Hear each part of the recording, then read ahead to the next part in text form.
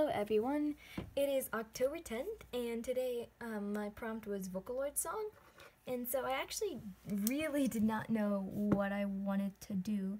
I've been listening to Zenbin Sakura lately and I really like the power that song has, if that makes sense, but it just didn't exactly feel right. I had done some of the Fox's Wedding in a few of my early sketches of what I wanted to do, but that didn't seem right either.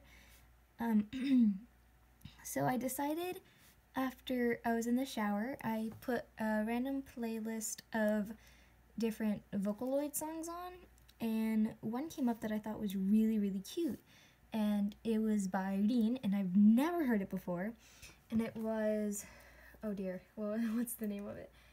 Sweet Magic, I think? Let me make sure. Yeah, Sweet Magic. And in the version I watched, it was the, what do they call that? Is it the Diva? 3D animation version? She was wearing this really freaking cute, pastry chef kind of outfit. And when I saw it, I was like, yes, I'm going to draw that, absolutely. I'm feeling that right now, heckle yeah. And then I was like, how am I going to draw it? You know, I spitball a lot of ideas. And I was like, oh, what about Sue from Shugo Chara? And I was like, oh my god, heck yeah, that is what I'm doing. So that is what I've decided to do today. And I actually really like the way this sketch looks. And normally in my designs, this is where I would stop, because I don't often color my sketches. I don't ink them, I just sketch them and that's it. So normally this would be the end of this, and I'm a little worried to be inking it because I really like the way that it looks. And I'm always worried that once I ink something, I'm going to hate it. And so I'm trying to get over that fear, and it's not like I can't ink it, you know, it is Inktober, and that's something I'm trying to get better at, so that is what I decided to do for Inktober, is to ink like I think most other artists are. But it still is just a little nerve-wracking, I guess, as someone who doesn't normally ink their drawings. I'm just finding it a little, scary to ink them.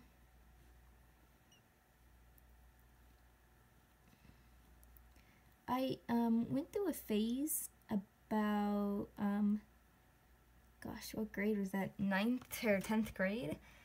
And I would ink everything. I would get the light board out and I would just go ham in on my drawings. But I started hating the way they would look. So I just stopped doing that. My art teacher actually, oh, sorry kid.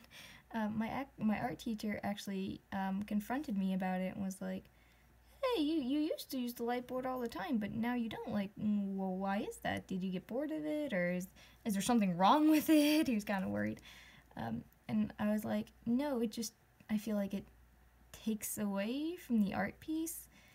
I don't want to say take away, I don't know. It, loses a lot of its, I don't know how to say it. It just seemed like it lost something to me whenever I would ink it. It lost some of its, maybe, personality. And to my surprise, he actually totally understood where I was coming from. And he was basically like, if you feel that way, obviously you don't ever have to ink a drawing again. But he also was like, you need to get a spray, what's it called? Oh yeah, I'm not an art guy. I mean, girl, not an art person. oh, what's it called? It's called like a, oh, what is it? I don't remember, but it basically is something you put over your pencil drawings to prevent them from smudging onto other papers that touch them or anything like that. And I was using up all of his, and so he was like, if you're actually going to continue to not do this, like not use the light board or not sketch your drawings in the future, you should really invest in some of that. And I never did. So when I look back through my sketchbooks, oftentimes there will be just pages among pages that are smudged beyond me remembering what they looked like before they were smudged. I know that sounds horrible, I know. But, like, I kind of think that that adds character too. I don't know, I'm a weirdo. But, I understand now that he was just trying to look out for me, and I think that eye is off, but I'll look at it when I erase the lines. I don't know what to do with this hand yet. But I do really understand where he was coming from, like, actually. And so I really do appreciate everything that he helped me with. Even, I actually, I emailed him while I was in Japan, and was basically like, hey, I need some help with an art project for my art class, and I was hoping that you could give me some advice. Luckily, he was also in school at the time, because Japanese and American school schedules are quite different, but he was in school at the time, so we got to talk about what I was freaking out about. And I don't actually ever really talk about this, but my art class was like quite what is it, kitty? Meow. Was quite interesting. The art teacher really liked me, even though he spoke no English, and at the time I spoke very bad, very little Japanese. But he like really liked me. I guess he saw like my potential, because I showed him my sketchbook. Well, like most artists, I didn't want to. But he had seen me sketching in it, or someone had said something to him, I think, about, oh, well, Sandra has a sketchbook, and so he was like, let me see it. So I did, and he really liked me after that. He would try to talk to me, but it was hard because of our obvious language barrier. And even after I got quite good at Japanese, I just never really got the chance to go to the art room. I had wanted to join art club, but it was the same time as judo practice, and I kind of fell in love with that quicker than doing Japanese art. Mostly also because I think the art club was like a different kind of club than what we have in the United States. It was kind of like they were a group of artists who would make big things together instead of like an artist doing their individual thing. They would all work on one thing, and I wasn't really into it. So, but yeah, when I go back to Japan, I actually would really like to talk to him some more, and I don't know if I want to show more of my drawings, because like showing your art teacher this, like, he is Japanese, so he appreciated, I don't want to say appreciated, I don't know, he like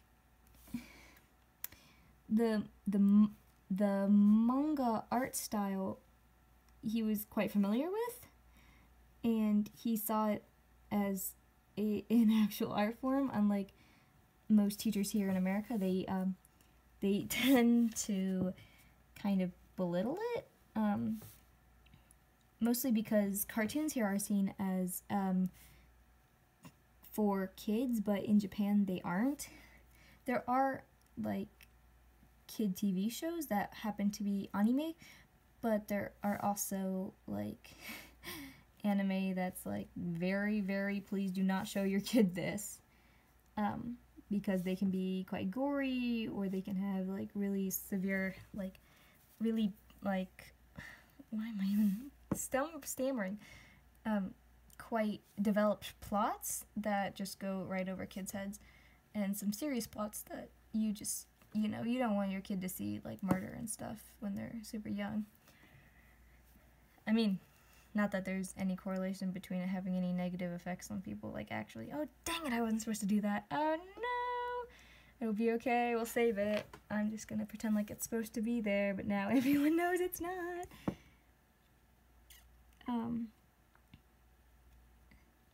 I don't even know why I went on a tangent about my old Japanese art teacher. But he really was a cool guy. I wish I remembered his name, but I just don't right now.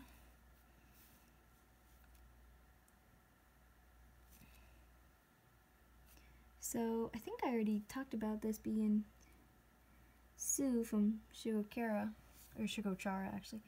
But I watched that show quite a bit when I was younger.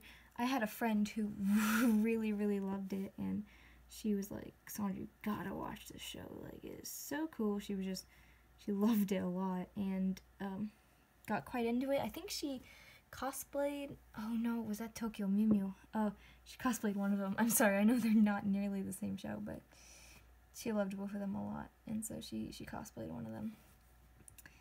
But Sue was my favorite character. She reminded me a lot of me, and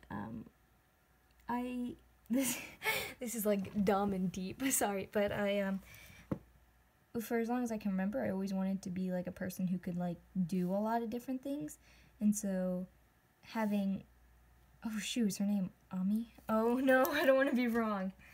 Hold on. Amu, is it Amu? Yeah, I was close. Having Amu be able to like do everything. Oh, sorry, I just remembered Tadase exists. But having Amu be able to like have these different little characters who could give her these abilities. She was like really good at cooking and really good at art and really good at gymnastics, and like I wanted to be that too, you know.